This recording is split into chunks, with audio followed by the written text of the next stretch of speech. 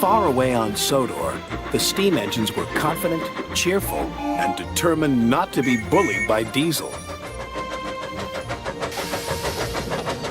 Only James, who now felt really useful too, was complaining. Wobbly wheels. Puffy pistons. Thomas, I should have collected Mr. Conductor.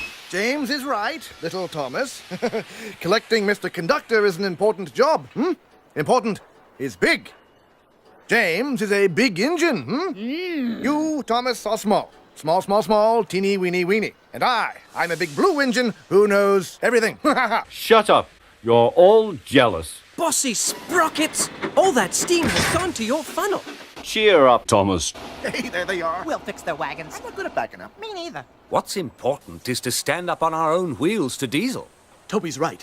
Diesel knows that the lost engine in the legend really exists. What engine? What legend? Of an engine whose magic makes her more powerful than Diesel will ever be. That's why he wants to find her.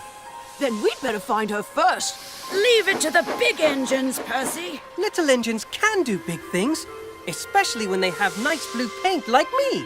That's a good engine. Hey, just watch what happens to that blue puffball. When Harold the Flopper Chopper flies past here. Right. Routine flyby, chaps. Hello!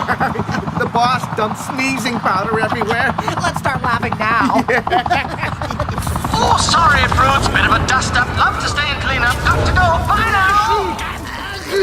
Did you mean to look like that? No. Neither did I. This must be Diesel's doing. Choo! Choo!